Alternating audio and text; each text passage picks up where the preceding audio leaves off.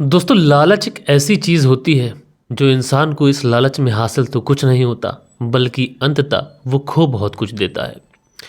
और जब तक इंसान को ये समझ आती है, जब तक उसको ये समझ में आता है कि लालच की वजह से उसे क्या नुकसान होने वाला है, उसने क्या खोया और क्या पाया, जब तक शायद बहुत ज़्यादा देर हो चुकी होती है। दरअसल दोस्तों, आज की जो कहानी मैं आप लोग को सुनाने वाला हूँ, ये कहानी है उत्तर प्रदेश के बिजनौर शहर की। और इसी बिजनौर के पास में जो नजीबाबाद रेलवे स्टेशन है, इसी नजीबाबाद रेलवे स्टेशन पर एक जगह लगती है आदर्श नगर। और इसी आदर्श नगर पर एक परिवार रहा करता है। इस परिवार में जो परिवार के मुखिया हैं, इनका नाम है दीपक कुमार। दीपक कुमार की उम्र लगभग 30 वर्ष के आसपास है और दीपक कुमार की एक पत्नी है जिसका नाम शिवानी है। शिवानी की उम्र तकरीबन 28 साल के आसपास है। दीपक और शिवानी का एक बेटा भी है जिसकी उम्र तकरीबन 1 साल के आसपास है। दोस्तों, जो दीपक कुमार है ये यहीं पर नजीबाबाद रेलवे स्टेशन पर जो रेलवे है उसी में जॉब किया करता है। बात कर रहा हूँ मैं 4 अप्रैल साल 2025 की। 4 अप्रैल साल 2025 को नाइट ड्यूटी कर जो दीपक कुमार होता है ये अपने घर पे आता है। घर पे आने के बाद में इसकी जो पत्नी होती है, फ्रेश होने के बाद में सुबह के 10 बजे के आसपास इसको नाश्ता कराती है। लेकिन जैसे ही दीपक नाश्ता कर उठने की कोशिश करता है तो वहीं पर वो गिर जाता है। दरअसल उसको चक्कर आने लगते हैं। जब दीपक कुमार की यह हालत उसकी पत्नी शिवानी देखती है, एकदम से घबरा जाती है। वो अपने पति से बातचीत करने की कोशिश करती है, लेकिन जो शिवानी के पति दीपक कुमार होते हैं ये इस स्थिति में नहीं होते हैं कि अपनी पत्नी की किसी भी सवाल का या फिर उससे बात कर सके या फिर कोई जवाब दे सके। लिहाजा जो शिवानी होती है बहुत ज़्यादा घबरा जाती है। उसके बाद में सीधा सीधा अपने देवर मुकुल को कॉल करती है और मुकुल को कॉल करने के बाद में कहती है कि जल्दी से तुम घर पे आ जाओ। दरअसल तुम्हारे जो भैया दीपक हैं उनकी हालत बहुत ज़्यादा ख़राब है। अब दोस्तों, जैसे ही दीपक का भाई मुकुल ये बात सुनता है बहुत ज़्यादा घबरा जाता है। दरअसल जो दीपक कुमार थे जिनकी उम्र 30 वर्ष के आसपास थी, ये रहने वाले थे हल्दौड़ थाने के अंतर्गत एक गांव आता है मुकंदपुर गांव, और ये इसी गांव के रहने वाले थे। मुकंदपुर में जो दीपक थे उनके परिवार में, उनकी फैमिली में उनके माता पिता, उनका भाई और उनकी बहन रहा करते थे। लिहाजा जो मुकुल होता है तुरंत अपने भैया के घर की तरफ निकलता है। लेकिन मुकुल अपने भैया के घर तक पहुंच पाता उससे पहले ही शिवानी, जो कि बहुत ज़्यादा घबराई हुई थी, वो तुरंत अपने पति दीपक को लेकर हॉस्पिटल के लिए निकलती है। लेकिन शिवानी अपने पति को हॉस्पिटल लेके जा ही रही होती है कि रास्ते में ही जो दीपक कुमार होते हैं उनकी मौत हो जाती है। इधर जो मुकुल था जब ये अपने भैया के घर पर पहुंचता है तो वहां पर ना भैया को पाता है और ना भाभी को पाता है। इसलिए आस पड़ोस के लोगों से पूछता है तो आस पड़ोस के जो लोग होते हैं वो कहते हैं कि तुम्हारी भैया की हालत बहुत ज़्यादा ख़राब थी, इसलिए तुम्हारी जो भाभी शिवानी थी वो तुम्हारे भैया को लेकर हॉस्पिटल गई है। मुकुल उनसे पूछता है कि हॉस्पिटल कहाँ पर है। बाकी के लोग हॉस्पिटल का पता बताते हैं और मुकुल जो होता है वो तुरंत हॉस्पिटल के लिए निकल जाता है। उधर ऑलरेडी दीपक कुमार की मौत हो चुकी थी और शिवानी जब अपने देवर मुकुल को अपने सामने देखती है तो उसे पकड़कर ज़ोर ज़ोर से रोने लग जाती है और रोते हुए अपने देवर से कहती है कि तुम्हारे जो भैया दीपक कुमार थे उनको हार्ट अटैक आया था और हार्ट अटैक की वजह से उनकी मौत हो गई है। अब मुकुल जब अपनी भाभी को इस तरह से रोता हुआ देखता है तो अपनी भाभी को दिलासा देने की कोशिश करता है, उसको छुपाने की कोशिश करता है और अपने भैया की डेड बॉडी के पास पहुंचता है। लेकिन जैसे ही मुकुल अपने भैया की डेड बॉडी को देखता है, मुकुल को न जाने क्यों ऐसा लगने लगता है कि जो मेरी भाभी है वो झूठ बोल रही है। दरअसल मुकुल देखता है कि उसके भैया दीपक कुमार के गले पर एक निशान दिखाई पड़ रहा है। इसलिए मुकुल चुपके से तुरंत पुलिस को इन्फॉर्म कर देता है। पुलिस तुरंत मौके पे पहुंच जाती है और सबसे पहले जो दीपक कुमार थे उनकी डेड बॉडी को अपनी कस्टडी में लेती है और सीधा सीधा पोस्टमार्टम के लिए भेज देती है। इधर डेड बॉडी को भेजने के लिए जब पुलिस दीपक कुमार की भाई मुकुल और उसकी पत्नी शिवानी से बात करती है तो शिवानी डेड बॉडी का पोस्टमार्टम कराने से साफ इनकार कर देती है। वो बोलती है कि उसके पति की हार्ट अटैक से मौत हुई है और वो अपने पति की चीरफाड़ नहीं कराना चाहती। लेकिन जो मुकुल था ये कहता है कि नहीं, मुझे अपने भैया का पोस्टमार्टम कराना है। और जैसे ही डेड बॉडी पोस्टमार्टम के लिए भेजी जाती है और पोस्टमार्टम की जो रिपोर्ट आती है तो ये जो पूरा केस था 90 डिग्री तक पलट जाता है। दरअसल जो शिवानी ये बता रही थी कि उसके पति दीपक कुमार की हार्ट अटैक की वजह से मौत हुई है, और जबकि जो पोस्टमार्टम की रिपोर्ट आई उसमें तो चीज़ें बिल्कुल उलट है। दरअसल पोस्टमार्टम की रिपोर्ट में ये बहुत क्लियरली मेंशन था कि दीपक कुमार की हार्ट अटैक से मौत नहीं हुई है, बल्कि उसकी तो गला दबाकर हत्या की गई है।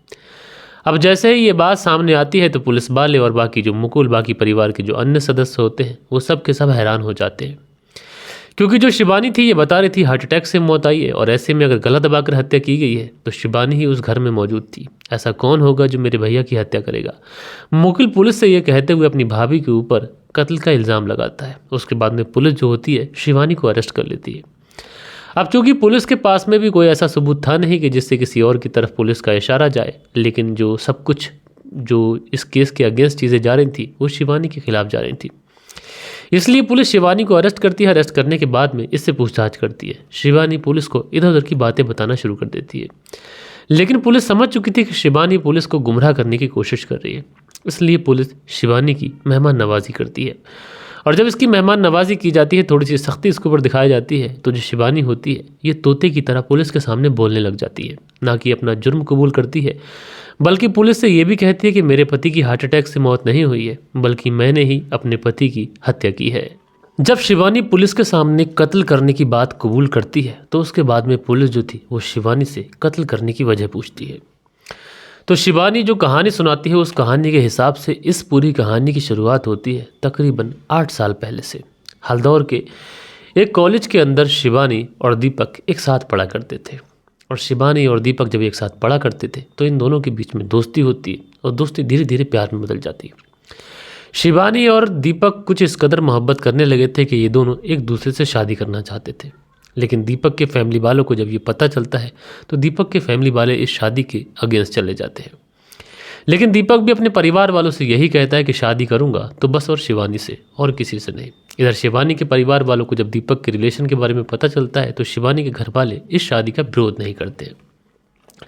हालांकि जो दीपक था वो शिवानी से कहता है कि मैं तुमसे जब तक शादी नहीं करूंगा जब तक मेरी नौकरी नहीं लग जाएगी। और उसके बाद में फाइनली जो दीपक कुमार होता है उसकी नौकरी नजीबाबाद रेलवे स्टेशन पर एज ए टेक्नीशियन के तौर पे लग जाती है। उसके बाद में 17 जनवरी साल 2024 को दीपक शिवानी से शादी कर लेता है। अब दीपक शिवानी से शादी करके उसको अपने घर ले जा चुका था। जो शिवानी थी अब तक आज़ाद तरीके से उसने अपनी ज़िंदगी बिताई थी, अब वो दीपक की दुल्हन बनकर उसके घर जा चुकी थी।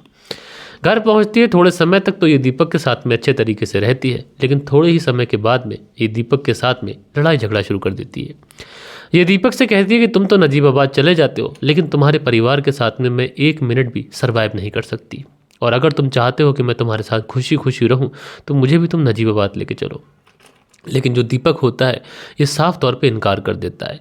लेकिन शिवानी ने घर के अंदर कुछ इस तरीके से लड़ाई झगड़ा पैदा कर दिया था कि मजबूरन दीपक को शिवानी के आगे झुकना पड़ा, और दीपक शिवानी को लेकर उसके बाद में नजीबाबाद के आदर्श नगर कॉलोनी में आ जाता है, और वहीं पर ये रहने लग जाता है। उसके बाद में थोड़ा समय और गुजरता है। थोड़ा समय गुजरने के बाद में दीपक और शिवानी को एक बेटा भी हो जाता है। अब चूंकि जो दीपक था वो अपनी ड्यूटी जाया करता था तो ज़्यादातर समय वो ड्यूटी पे ही गुजारा करता था, और इधर जो शिवानी थी ये घर पे अकेली हुआ करती थी। जब ये घर पे अकेली हुआ करती तो जहाँ चाहती वहाँ घूमती, ना कोई रोकने वाला ना कोई टोकने वाला, और जितनी देर चाहती उतनी देर मोबाइल चलाती। इसी बीच में इसकी मुलाकात होती है इसी इलाके के रहने वाले आकाश कुमार से। आकाश कुमार जिसकी उम्र 20-21 साल के आसपास थी, और आकाश कुमार शादीशुदा भी नहीं था। आकाश कुमार से जब दोस्ती होती है तो दोस्ती धीरे धीरे नाजायज़ ताल्लुकातों में बदल जाती है। अब जब नाजायज़ ताल्लुकातों में ये दोस्ती बदलती है तो उसके बाद में फिर कभी रुकने का नाम नहीं लेती। इस बारे में धीरे धीरे जो दीपक कुमार होते हैं उसको पता चल जाता है, क्योंकि उसकी जो पत्नी थी आए दिन फ़ोन पर घंटों घंटों बात किया करती थी। इसलिए दीपक अपनी पत्नी शिवानी से एक दिन ये पूछता है कि तुम इतनी देर फ़ोन पे बात आखिरकार किससे करती हो? तो उल्टा जो शिवानी होती है दीपक से ज़ोर से चिल्लाते हुए कहती है कि दरअसल तुम्हारे दिमाग में मुझे लेकर शक का कीड़ा घुस गया है, और जितनी जल्दी हो सके तुम अपने दिमाग से शक के कीड़े को निकाल दो, और यही हम दोनों के रिश्ते के लिए अच्छा होगा। जो दीपक था वो हर संभव ये कोशिश करता था कि उसके और उसकी पत्नी के जो रिश्ते हैं हमेशा अच्छे रहें। इसलिए दीपक उस समय तो खामोश हो जाता है।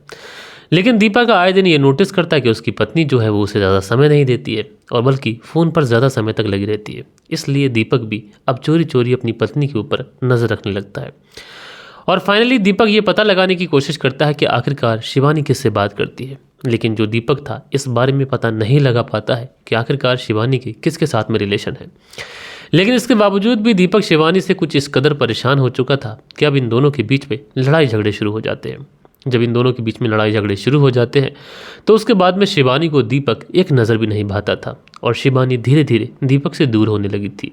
शिवानी आकाश के प्रति आकर्षित होने लगी थी और वो अपनी ज़िंदगी में महज आकाश को ही देखती थी। अपने पति और अपने बच्चे को पूरी तरीके से भूल चुकी थी। इधर जो दीपक था ये भी शिवानी के ऊपर पाबंदी लगाता है और अब उसका घर से बाहर आना जाना और उसका मोबाइल फ़ोन सब चीज़ों पर नज़र रखता है। जब दीपक इस तरीके से पाबंदी लगाता है तो शिवानी को भी लग जाता है कि वो अब चाहकर भी अपने प्रेमी से नहीं मिल सकती, और जब वो अपने प्रेमी से नहीं मिल सकती तो शिवानी पूरी तरीके से बौखला जाती है। उसके बाद में शिवानी एक प्लानिंग करती है। दरअसल इससे पहले ही उसके दिमाग में एक बहुत बड़ा लालच भी आ गया था। दरअसल दोस्तों शिवानी के जहन में ये लालच आ जाता है कि अगर वो अपने पति का कत्ल कर दे तो उसकी जो सरकारी नौकरी है ये उसे मिल जाएगी और उसके बाद में वो अपने प्रेमी आकाश के साथ में बेहतर ज़िंदगी बिता सकती है। अब यहाँ पर ये कत्ल की प्लानिंग करती है, लेकिन फिर इसके मन में, इसके जहन में ये डर होता है कि कत्ल कैसे किया जाए। कत्ल ऐसे करना चाहिए कि वो पकड़ी भी ना जाए, लेकिन फिर सोचती है कि अपने प्रेमी को इस बात में मैं शामिल करूं। लेकिन फिर इसके जहन में आता है कि अगर प्रेमी ने मना कर दिया तो उसका सारा प्लान चौपट हो जाएगा। शिवानी भी आकाश को पागलों की तरह चाहा करती थी, इसलिए शिवानी किसी भी तरीके का कोई रिस्क लेना नहीं चाहती है, बल्कि अपने पति दीपक कुमार की हत्या करने के लिए ये अकेले ही प्लानिंग बनाती है। उसके बाद में 4 अप्रैल साल 2025 का वो दिन होता है कि जो इसके पति दीपक कुमार होते हैं, जब ये ड्यूटी से आते हैं तो ये ऑलरेडी पहले से ही मेडिकल से कुछ नशे की टैबलेट खरीद लाई थी। जब दीपक कुमार फ्रेश होने के लिए नाश्ता वगैरह मांगते हैं तो उस समय नाश्ते में ये 3-4 नशे की टैबलेट डाल लाती है और दीपक कुमार जैसे ही उस नाश्ते को करते हैं उनको नशा हो जाता है। वो वहीं पर चक्कर खा के गिर जाते हैं। जैसे ही वो चक्कर खा के गिरते हैं तो उसके बाद में शिवानी अपने पति की गला दबाकर हत्या करती है। उसके बाद नाटक करते हुए अपने देवर मुकुल को कॉल करती है और कॉल करने के बाद में कहती है कि तुम्हारे भैया की तबीयत बहुत ख़राब है। उधर मुकुल अपने भैया के घर की तरफ निकलता है। इससे पहले ही प्लान के मुताबिक जो शिवानी थी अपने पति की डेड बॉडी को लेकर हॉस्पिटल के लिए निकलती है, ताकि कोई ये ना कहे कि तुमने लापरवाही दिखा दी। अब चूंकि इसे तो पहले से ही मालूम था कि इसके पति की मौत हो चुकी है और डॉक्टर वहाँ पर मृत ही घोषित कर देते हैं, लेकिन कहीं ना कहीं जब मुकुल हॉस्पिटल पहुँचता है तो उसे अपने भैया की गर्दन पर एक मामूली सा निशान दिखाई पड़ता है, जिसकी वजह से वो डेड बॉडी का पोस्टमार्टम कराता है। और जब डेड बॉडी का पोस्टमार्टम होता है तो इस पूरे कत्ल का पर्दाफाश हो जाता है। वाकई में दोस्तों जब शिवानी ये पूरी कहानी पुलिस को बताती है तो पुलिस बड़ा हैरान होती है। महज एक लालच की वजह से शिवानी ने ना कि अपने पति को इस दुनिया से हमेशा हमेशा के लिए विदा कर दिया, बल्कि अपने 1 साल के मासूम से बच्चे को भी अनाथ कर दिया और अब वो अपनी पूरी ज़िंदगी जेल में गुजारेगी। यहाँ पर शिवानी ने एक भारी मिस्टेक की, जिसका जो सबसे ज़्यादा कर्ज अगर कोई अदा करेगा तो वो मासूम सा बच्चा अदा करेगा, जिसके सर से उसका बाप का साया छिन चुका है और माँ भी जेल में है। बहरहाल दोस्तों आप लोग इस पूरी स्टोरी को किस तरीके से देखते हैं कमेंट्स करके ज़रूर से ज़रूर बताइएगा। मिलता हूँ मैं आप लोगों से कल के दिन किसी और स्टोरी के साथ में। जब तक के लिए अपना ख्याल रखें, देश का ख्याल रखें। जय हिंद, जय भारत।